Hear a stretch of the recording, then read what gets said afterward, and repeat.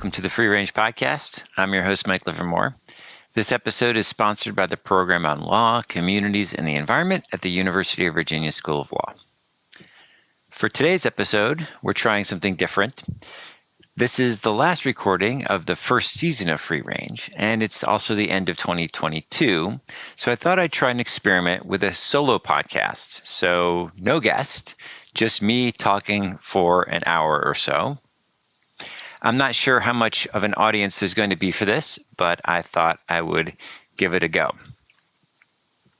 So the theory of the podcast is really just to provide me, in some sense, with an opportunity to speak with guests with lots of different backgrounds and perspectives about issues related to the environment and sustainability. It's fun for me. I hope that there's others in the world who enjoy it as well.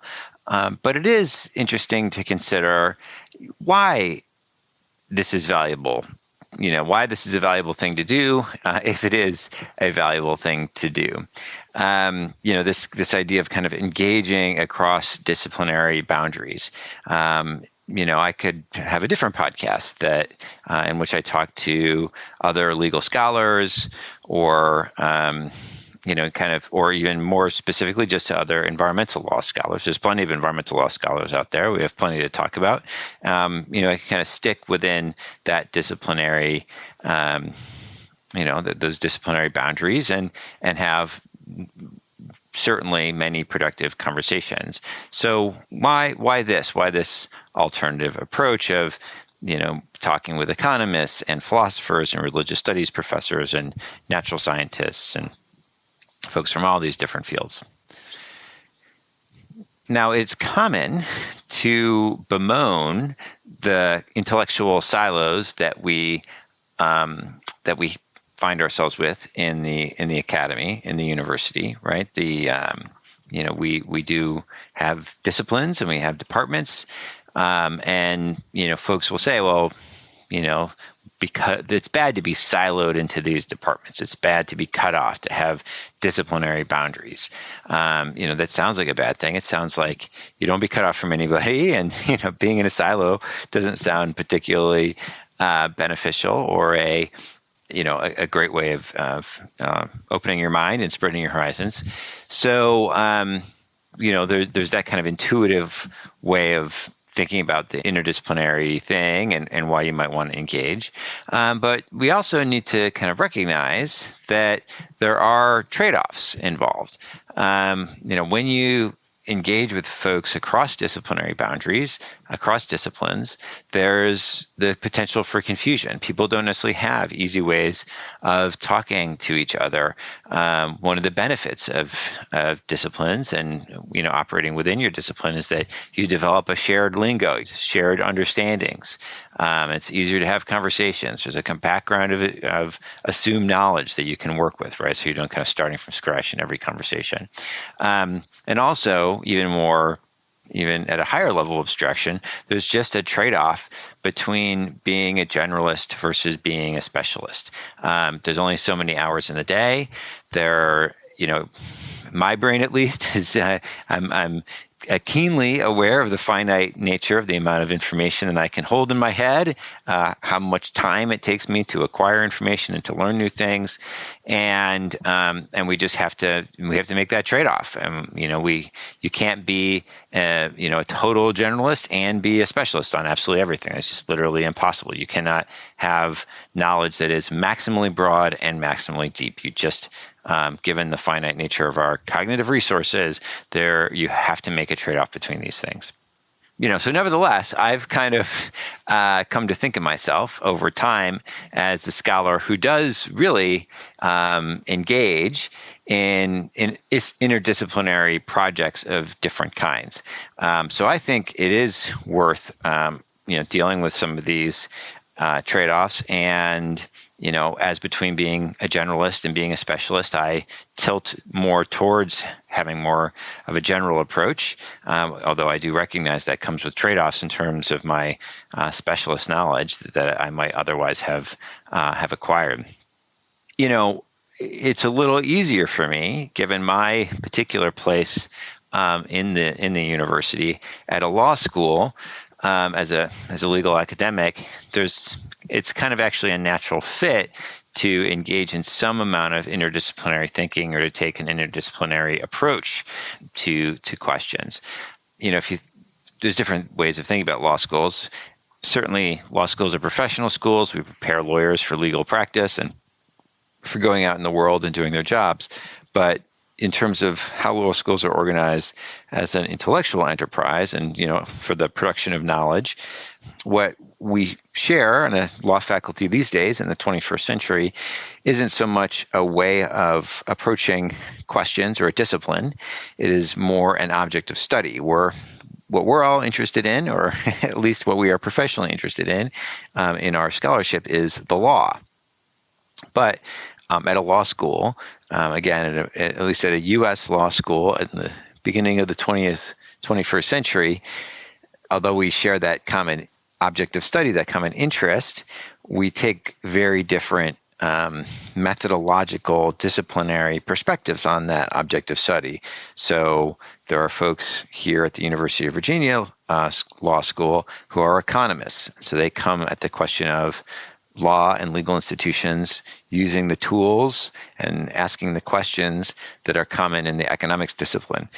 So doing data analysis, identifying what the causal factors are that affect judicial decision-making, or identifying how changes in legal regimes affect real-world outcomes, right?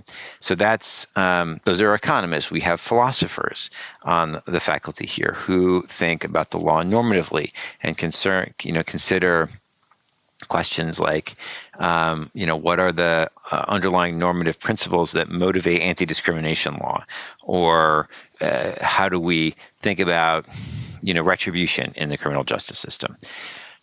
We have, political scientists who, are interested in applying social science techniques to political institutions, voting, thinking about the role of ideology in legal decision-making and the like. So, and even more broadly, you can have anthropologists, sociologists, historians, many different disciplines are engaged in the project of understanding the law. Historians, of course, is a huge one. I should just mention we have a number of historians at UVA Law as well. And, they're taking a different perspective on the law, looking at the development of law over time, obviously, kind of history is embedded in this question of time, but having different methods, right? Not as focused, for example, on collecting data as the economists might be, or different kinds of data, not quantitative data, but going to historical archives, for example, or reading the communications between judges and their friends, or between different legal actors, engaging with different kinds of materials to understand the world, and different interpretive methods, right? So the economists are very interested in causal identification and isolating causal mechanisms and building and identifying data structures that allow them to do that. Historians aren't going to be as focused on that. That's just not how the field of history operates.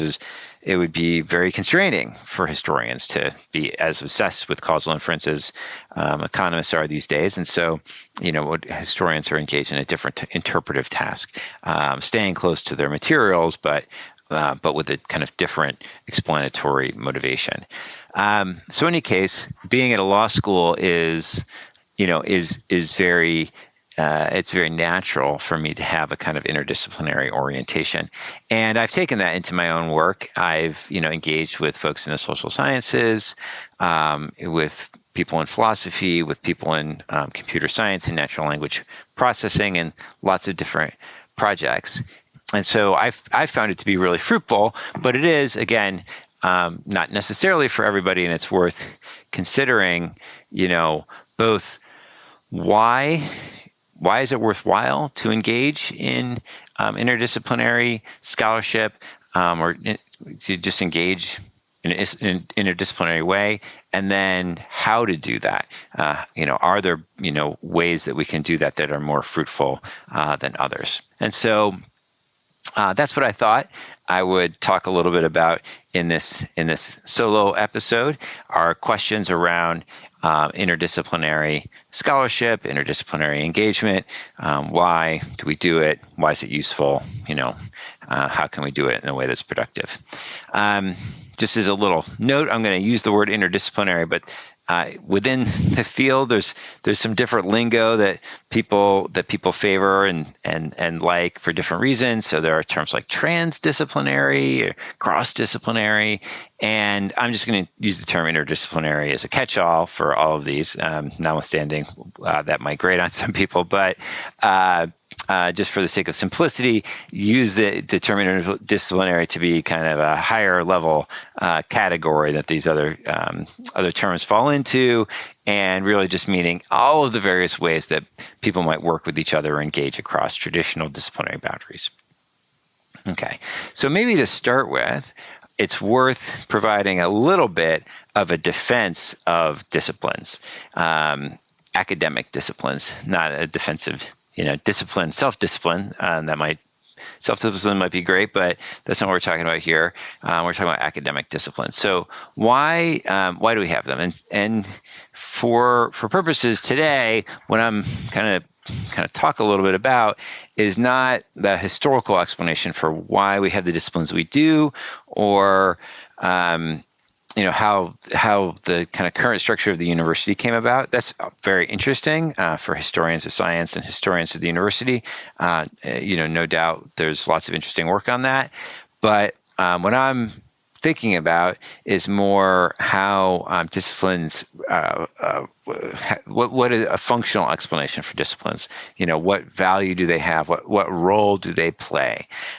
That's what I'm kind of thinking about when I say why, not kind of historical why, but a functional why. What's the best interpretation if we were going to think of this having a goal or a purpose? And I'll just note that there is a relationship between academic disciplines and academic departments that can be a little confusing, right? Because economics is both a discipline and a department. Law, I would argue at least, is a department or actually a school here, but it's not really a discipline properly understood. Or at the very least, there's less people in a law school who are not doing the discipline of law, even if there is a discipline of law. So in any case, there's an overlap between these things, but I'm really, and I think in the context of thinking about interdisciplinary scholarship or interdisciplinary engagement, we're really not thinking just about, hey, people in different departments, and it's just a matter of like walking across the hall to chat with somebody else who happens to just be, have a different kind of departmental address than you do. That's in some sense straightforward. Something overly complicated about that. Disciplines are more of kind of intellectual structures, and as such, they create special, that boundary between disciplines is more kind of real and meaningful than just simply an arbitrary bureaucratic designation. So that's kind of what I'm focused on. So one of the reasons, or one of the defenses that I would offer, a functional defense of disciplines, and this isn't going to be overly novel, but it's worth getting on the table, is that they help us structure our knowledge production, right? And so, and you can see this when you consider what the actual what are some kind of classic disciplines. And one question that we can ask that's relevant here is whether the disciplinary boundaries that we see when we look at the university, or we look at kind of academia broadly, whether those, we might say, carve up the world at the joints. Are these just arbitrary, right? Just kind of created on a whim, historically contingent separations of people and fields of study, or do they seem to map onto something important about the world? Actually, it's not just totally a matter of historical contingency, totally arbitrary. Rather, there's actually seems to be some way in which disciplinary boundaries map onto something kind of real about the world. So what are some of the ways that we see the disciplines showing up in the university? So for example, in the hard sciences, at least, you see disciplines emerging essentially at different scales. One of the ways that you could talk about this is in terms of emergent phenomena, right? So that you maybe start with physics, which is, of course, at the smallest scales, and the biggest scales. Cosmology, obviously, is at very large scales, right? And so you have those kind of extreme scales in physics, and then you kind of, at least from the at the micro scale, you move up from the absolute smallest scales of particles and their interactions, and smaller than particle entities, and you move up, and then you get into like the field of chemistry, which is operating at a higher physical scale, larger things, molecules, and you're looking at those interactions. And then there's the kind of a deep question of whether if you had a full understanding of at the more quote unquote foundational or smaller scale, would you even need the field of chemistry, which could just be completely kind of collapsed and subsumed in the field of physics? And putting that question aside, we don't really need to get to that, because what we do know is, at least with our current understanding of physics and our current ability to model what we do understand about physics, it's a heck of a lot easier to understand what's going on with chemistry by studying chemical reactions in the field of chemistry at the level of chemistry, rather than trying to model everything from the ground up. And so there's all kinds of value of constructing your models at different scales.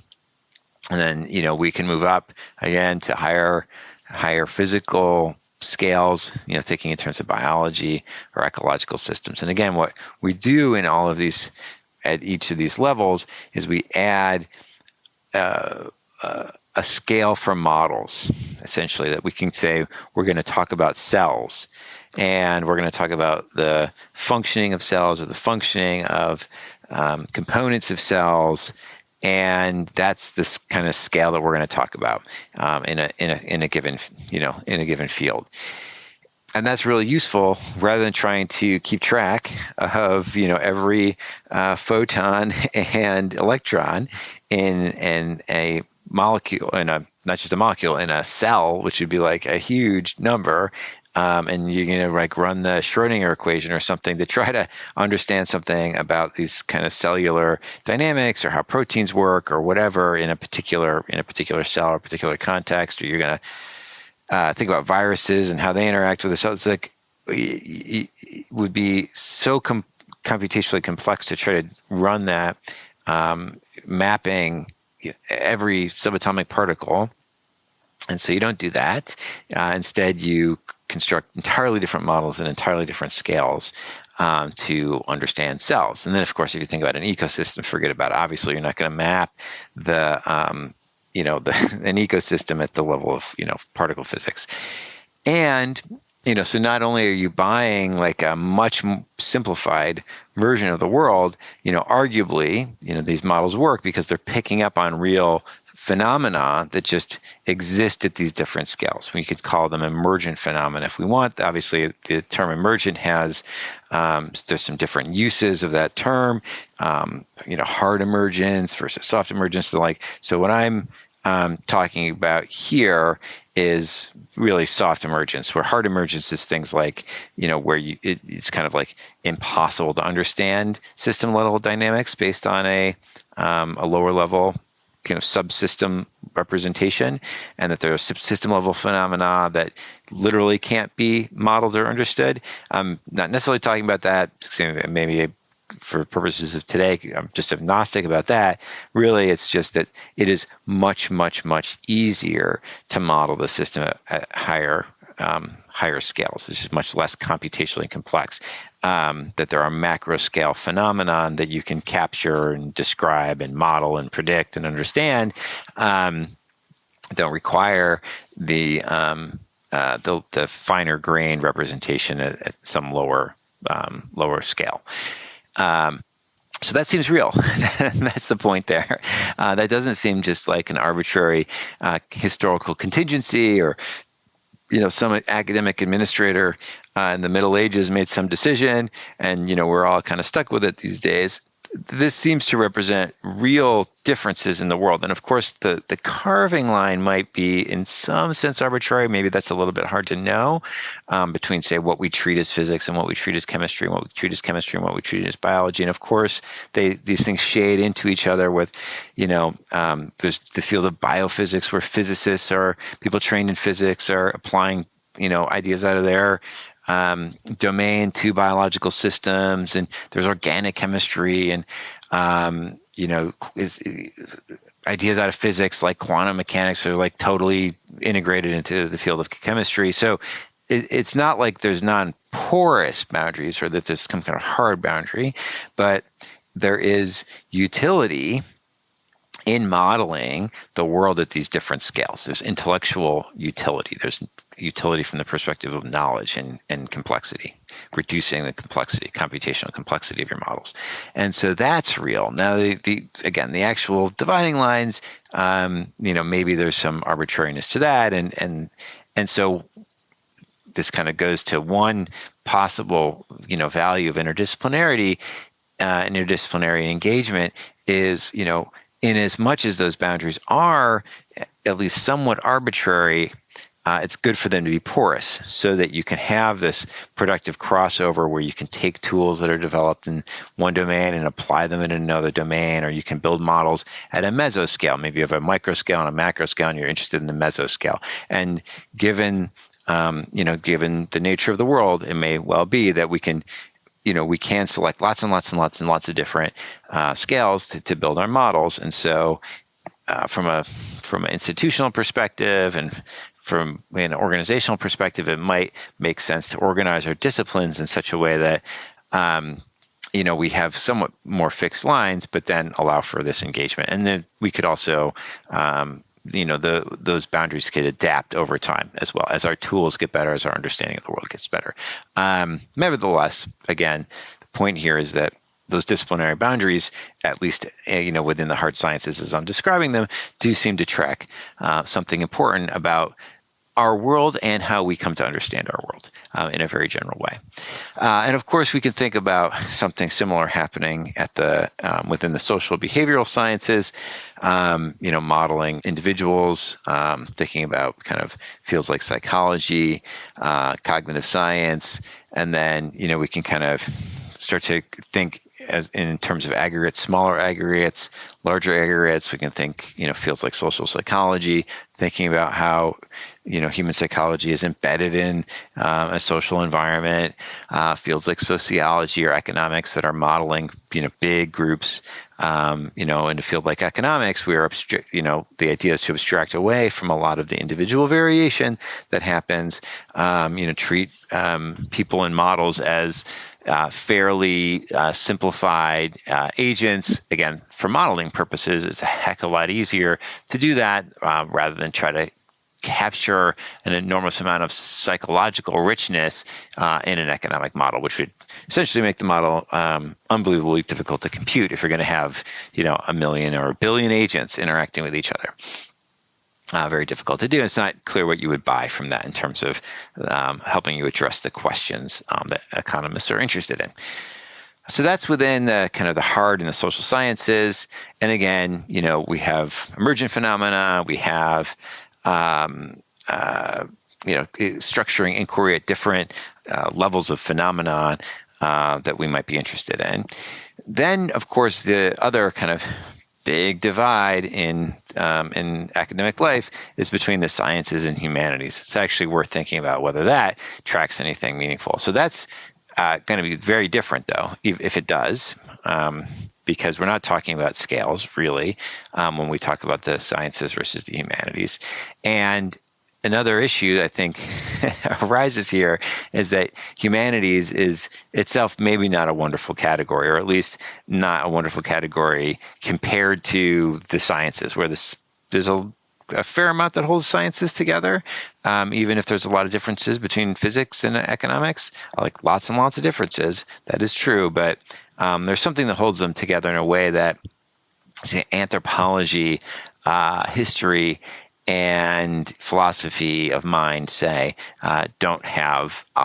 It's not clear what exactly is holding them together, right? So that's a kind of a tricky thing about talking about the humanities versus the sciences generally. But in any case, if we think about the humanities, what in the world or in how we come to know about the world are we, as we break off the humanities disciplines from each other, it does seem that there's something that there's something here, although probably much more related to us and how we come to understand the world than something kind of inherent in the physical world, the same way that like scale and phenomena existing at different scales really seems to have some kind of deep underlying reality to it. Whereas, say, the difference between history and philosophy and why we break those up into two different disciplines is really much more about how we think about the world or how we come to understand the world. Anyway, that's at least seems that way to me. And even if, something like philosophy or a field like philosophy is really a bunch of different fields. There's philosophy of mind, there's philosophy of language, those kinds of disciplines, those kinds of, folks that engage in that work doing very different stuff than people who are engaged in political morality or in kind of ethics in its different ways. And people engaged in meta ethics are very different from people, which are questions, of course, about like things like, can you do moral statements have truth? That kind of work is very different from applied ethics, where you're asking questions about, say, reproductive technology and, the ethics and morality of that. So in any case, there's a lot of stuff that kind of gets clumped together in the humanities in ways that maybe are not as obviously sensible as we might think some of the organizing that happens in the sciences might be. You have like a continental philosophy. People are interested in like Hegel, and it's very different from the analytic philosophy and that you see in different philosophers that are interested in that stuff. So in any case, it's interesting. There are ways in which the humanities does sometimes feel like a category that just lots of stuff gets crammed into it. So maybe that tells us a little something about where the state of the world is with respect to the sciences versus the humanities in the university life. There's also fields like my own, which kind of functionally organized along maybe professional lines like engineering or law or business, where actually really those are very interdisciplinary in a lot of ways. There could be different disciplines brought to bear in those fields, but they're organized for educational reasons, perhaps, although also, to some extent, organized along intellectual lines for knowledge production as well.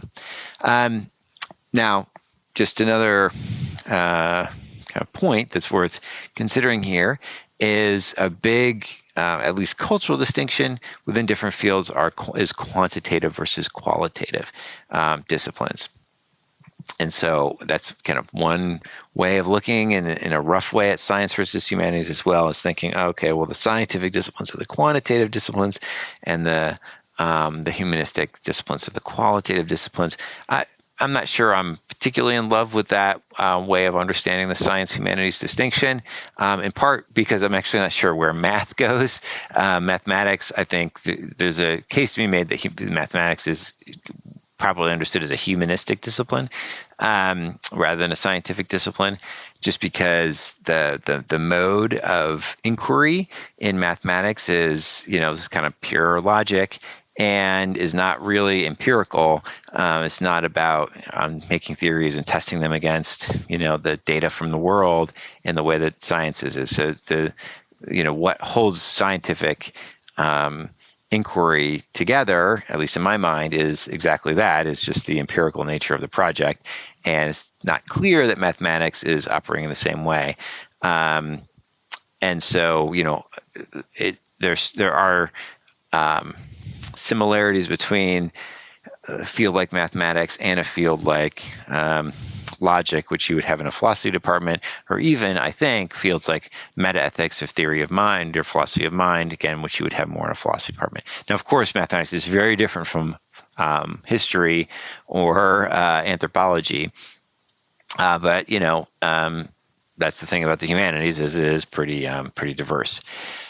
So these are so that all of that is just to say that the disciplines that we have, at least in some general sense, do seem to map onto either real features of the world or, big ways that we are engaged in the process of producing knowledge and thinking about the world. The difference between, say, historians and philosophers. They're doing very different things. Now, again, there can be borderlands between the two, where a historian might be interested in the history of philosophy, or a philosopher might be interested in historical figures like Locke, of course, or Aristotle, and that certainly happens and is true. And so there's a lot of philosophers who are very interested in classical philosophy.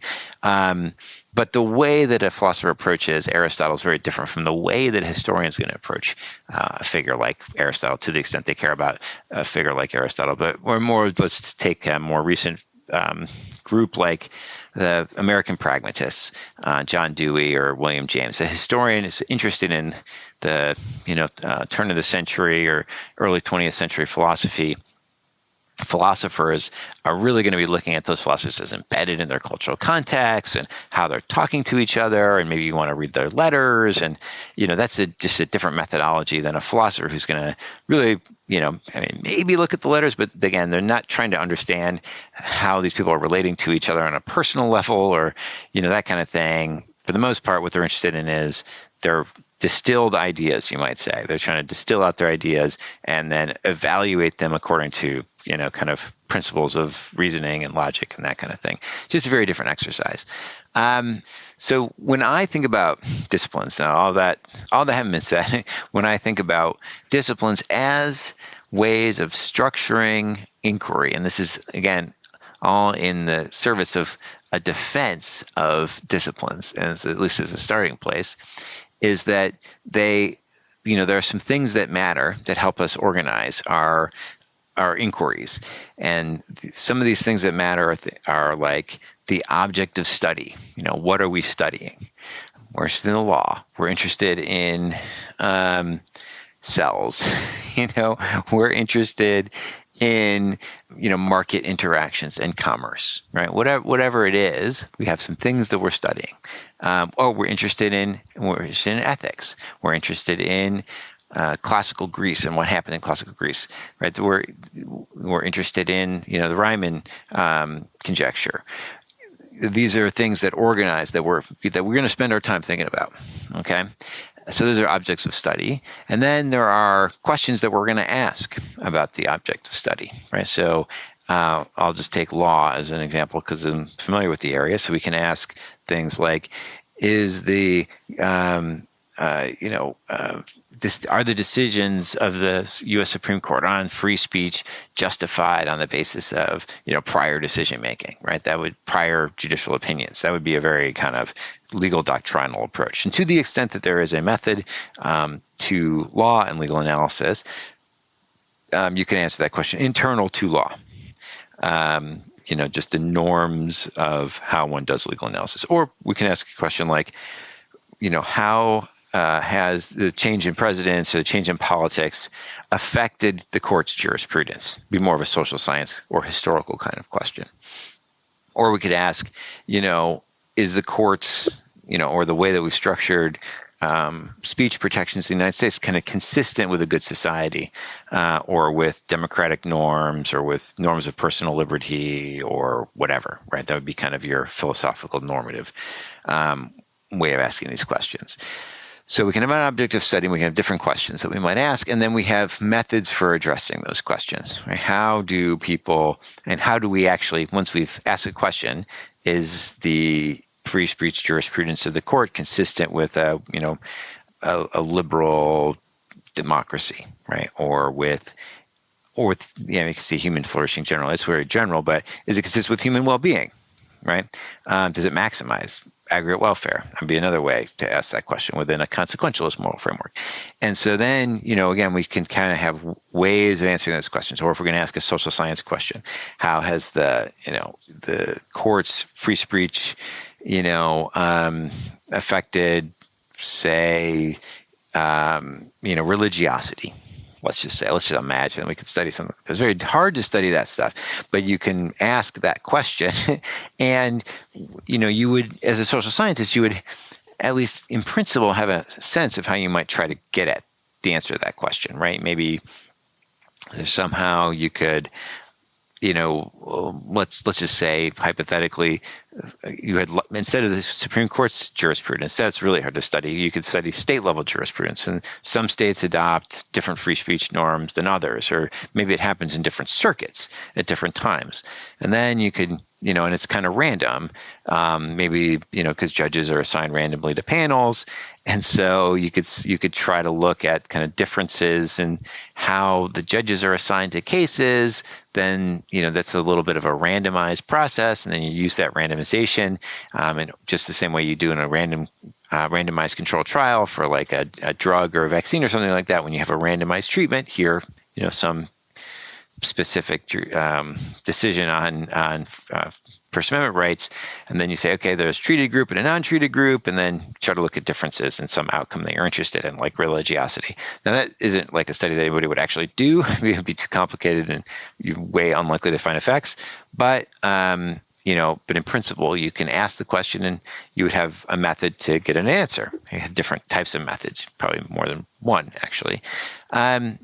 And so these are things that help us structure our inquiry, right?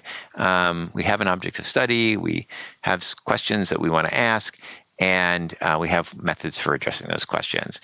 And when I think of, the value of disciplines, what you're really accomplishing is you're creating collections of people that share things like objects of studies, questions, and methods, and that promotes the progressive production of knowledge over time. People start to frame questions together. They refine those questions so they make more sense. We can agree on how we might approach those questions. We can build the kinds of data that we need, or the infrastructure that we might need. If we're historians, then the infrastructure includes things like archives, right? If we're economists, the infrastructure includes things like data sets that we use. And there's also intellectual infrastructure around things like, in economics, inferential models or parameter estimators, whereas in history, the intellectual pieces are kind of like how interpretive methods, the appropriate timescales, what you can and can't infer from different kinds of historical sources.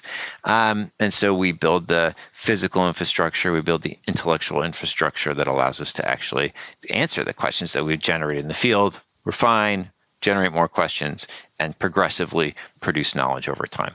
So this is all a big, long defense of disciplines as a setup, essentially, to talk about the value and what I find attractive of interdisciplinary study, and why I engage in it, and why this podcast is in a way devoted to the practice of engaging in interdisciplinary conversations. So let's move on to that.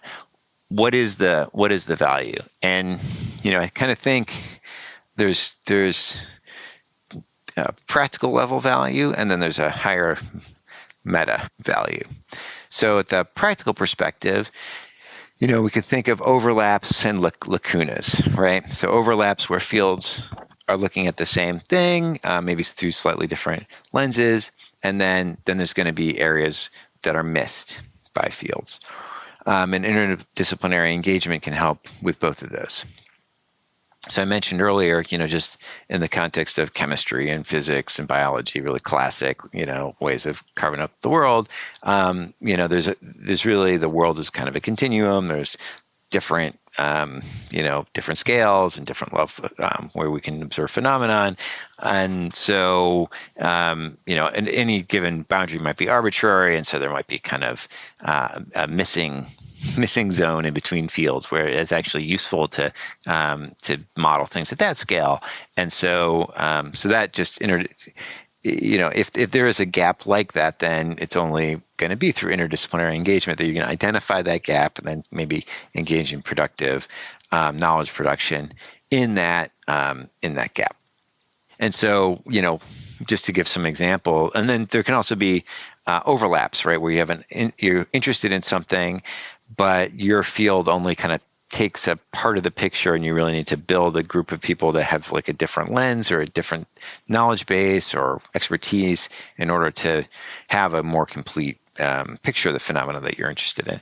So an example might be, an economist who's modeling fisheries, right?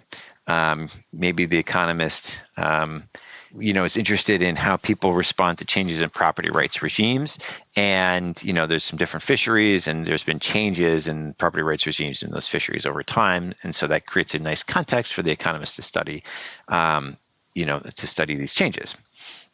But at the same time, it might be helpful for the economist to know something, or to at least have a team of people who know something about like fish, right? If you're studying fisheries or ecology, or maybe these property rights and their changes aren't, super straightforward. And so you need people with an expertise in property rights or the relevant regulations in order to understand the consequences of, some legal changes that happened over time. And so in order to get at your, question that might be of interest within the domain of economics, you have to it might be helpful, at least, for the economist to work with folks from these relevant fields. Now, in this hypo, in this setup, it's not clear that the people from the other disciplines get much out of it, right? If we're interested in, how changes in property rights affect, something like bargaining or collaborative behavior or something like that, if you privatize rights, does that mean that, shared norms are degraded or something like that? People are less likely to just offer a helping hand if they have a more well-defined property rights. Who knows? Whatever the theory is, that could exist within economics, but that's not something that's interesting to ecologists or someone who's an expert in fish biology, right? Even though you might need those expertises for the project, it's not like the paper is going to get published in an ecology paper. It's going to in an ecology journal. It's going to get published in an economics journal because you're asking a primarily economics question. So this is one value of interdisciplinary research, is to combine these different expertises, but it's a challenge because the questions that you're asking might not actually be of interest to people in all the different fields. It might just be that you need to draw expertise from some fields in order to address questions rather in a given field. So that's a challenge. It's both a value of interdisciplinary studies, a really obvious one, right? Really obvious case for why an interdisciplinary approach might be useful, but it's also one where you can see putting those teams together can actually be quite a challenge, because what's the reward for the ecologist or the biologist or for the legal expert? I mean, they can get paid, I guess, but they're not being rewarded in the kind of currency of their fields, which is, they're not producing knowledge that's seen as valuable in their domains. So that's tricky. It's a tricky thing to develop collaborations like that when the rewards are kind of concentrated in amongst some of the players, but not everybody.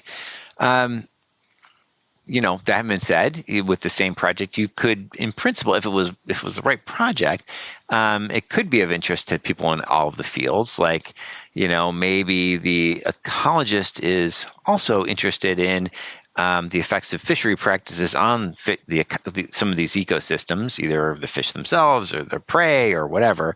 And so the change in property rights, then leads to a downstream change in the behavior of the fishing communities, which then further has an effect on the ecology of the relevant areas. And so the ecologist could, in principle, get something out of the research that she could then publish in an ecology journal.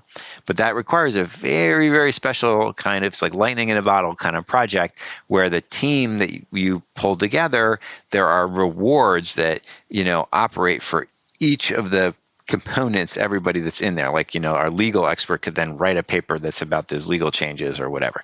So that's very difficult. And this is actually I think a pretty substantial challenge to interdisciplinary collaboration, is identifying projects that have these kind of mutual rewards. It's also not clear that we need to. I mean, it's maybe a problem that we need to have these mutual awards. Like maybe the incentive structure could just operate a little bit differently, so that if you're an ecologist and you work on a paper that's published in a major economics journal, or you're an economist that works on a paper that's published in a major, life sciences journal, that is seen as kind of a good thing in your field. And it's not clear that we're there yet. I think that, in part because it's just hard to evaluate. Like, how do you know?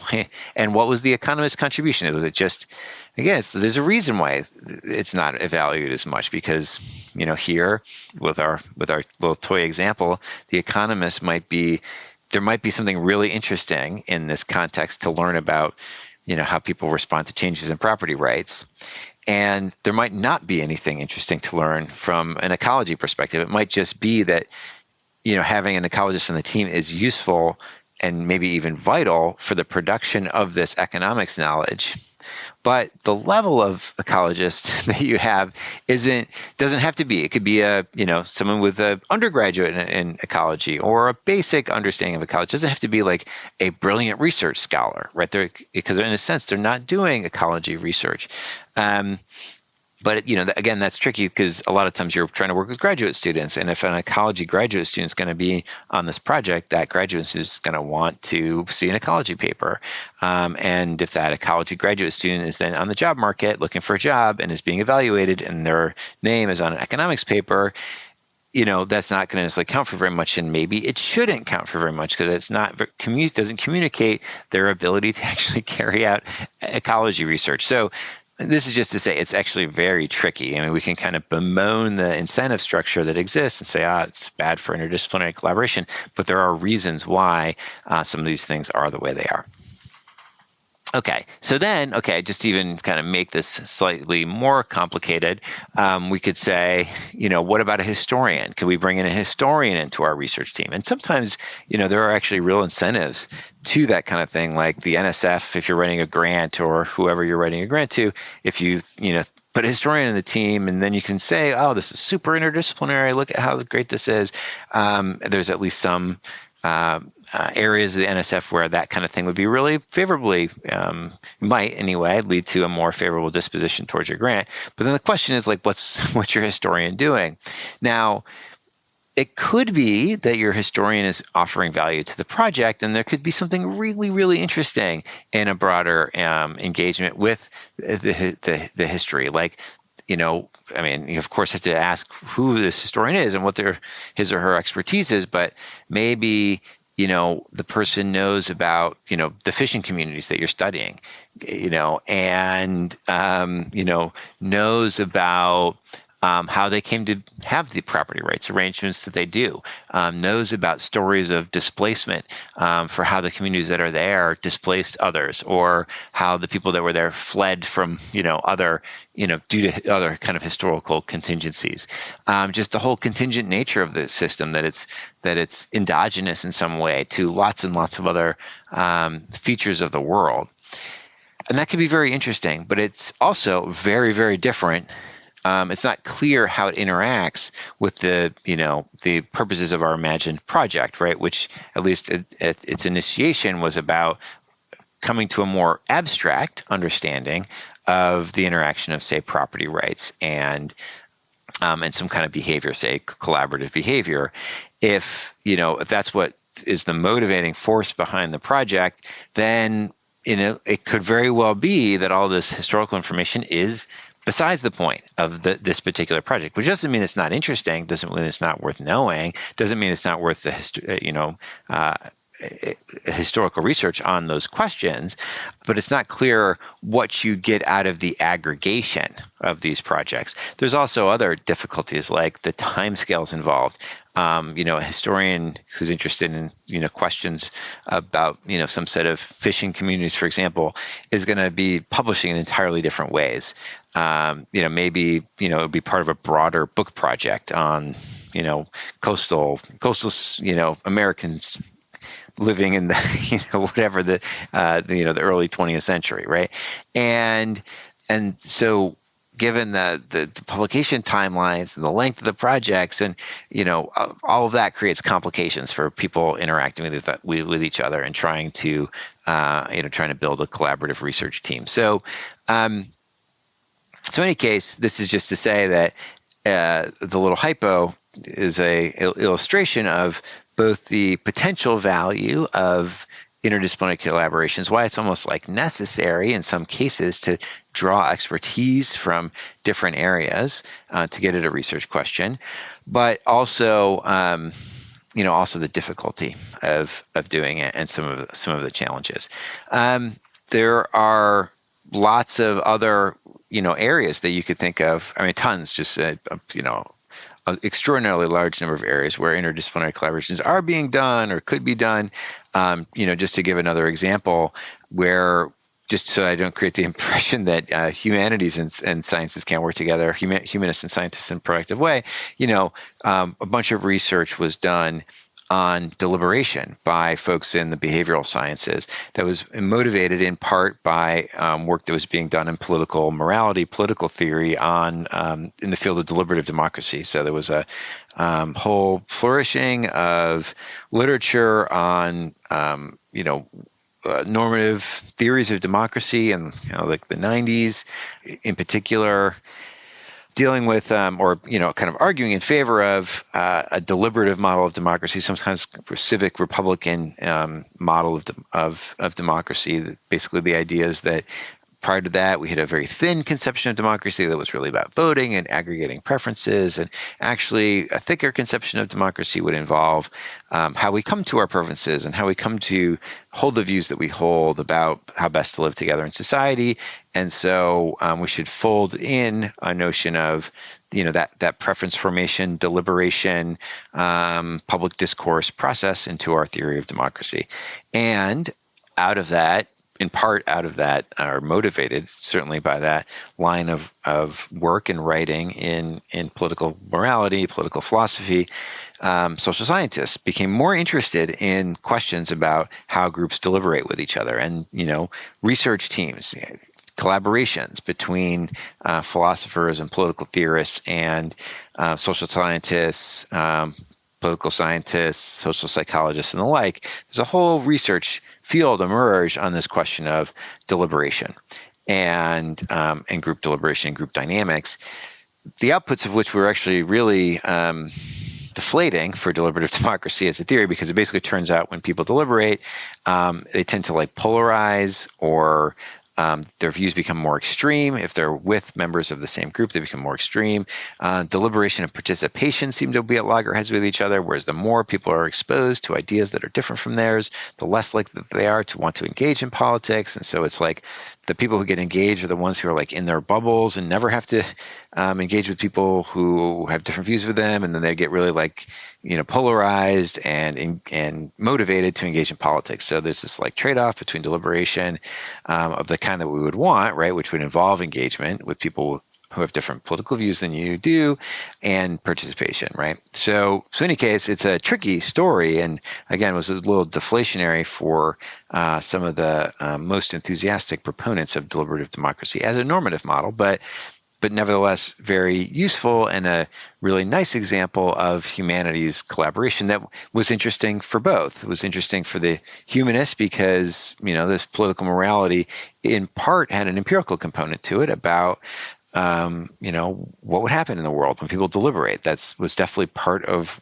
what motivated the whole movement towards deliberative democracy was some theories, at least, or some hypotheses about what would happen when people deliberate and how they would, broadly, the hope would be that they would come to a better understanding of each other's views. It would actually be reducing of tensions and that kind of thing.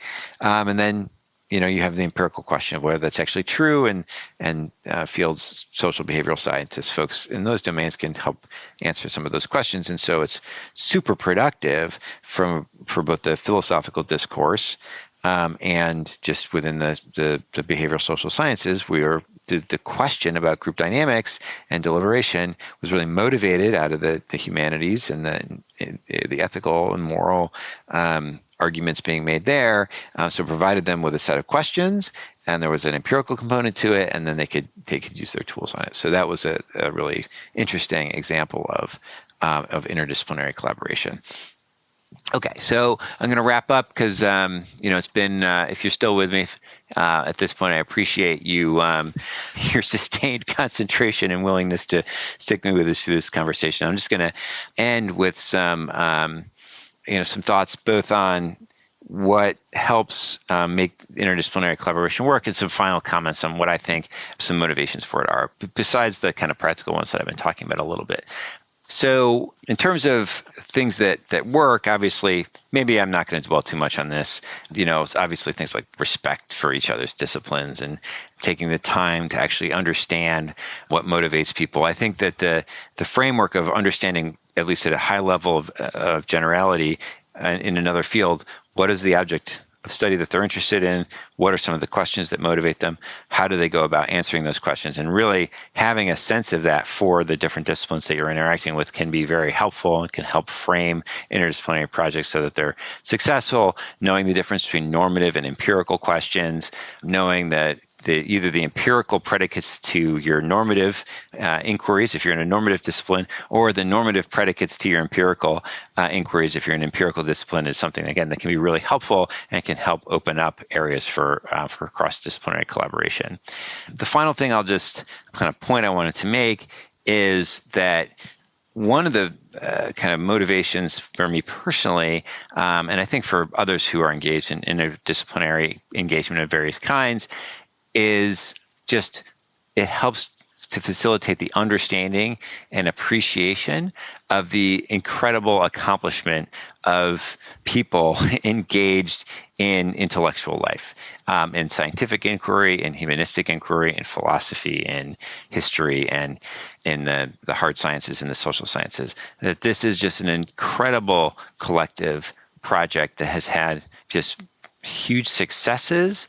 An enormous amount of collective effort has gone into it, and it's something that is really, it's a marvel, and it's wondrous. And having just being interested in that and wanting to appreciate it is something that I think drives a lot of interdisciplinary engagement. One of the ways I think about this is almost like an aesthetic of knowledge, the same way that we might appreciate art, or we might appreciate nature, or we might appreciate human accomplishments in other domains like, I don't know, sports or technology or other domains of culture, music.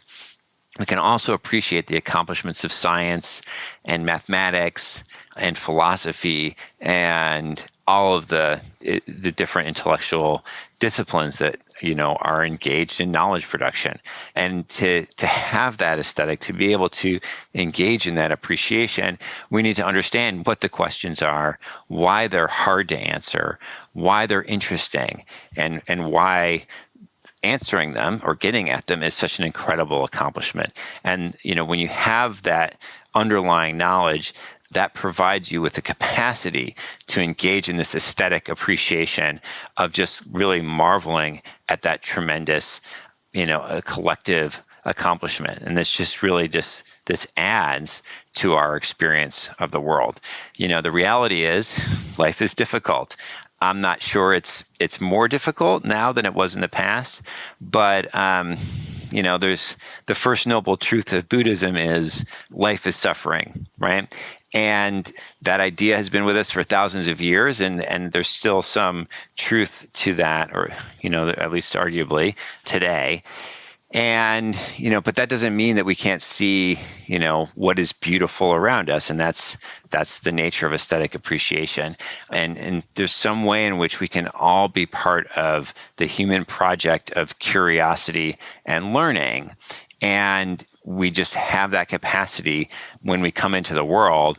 And part of the urge to interdisciplinary engagement, I think, stems from this natural and innate way of being in the world that we can cultivate in ourselves, even if the motivation isn't necessarily to produce knowledge or engage in some project ourselves, but is simply and importantly, so that we can appreciate the contributions of others. And again, this tremendous collective intellectual project. So at a very high level of abstraction, that's the goal of free range, is provide me with an opportunity to cultivate that understanding, is to provide others with an opportunity as well. It's been a fun first season. I look forward to other seasons in the future.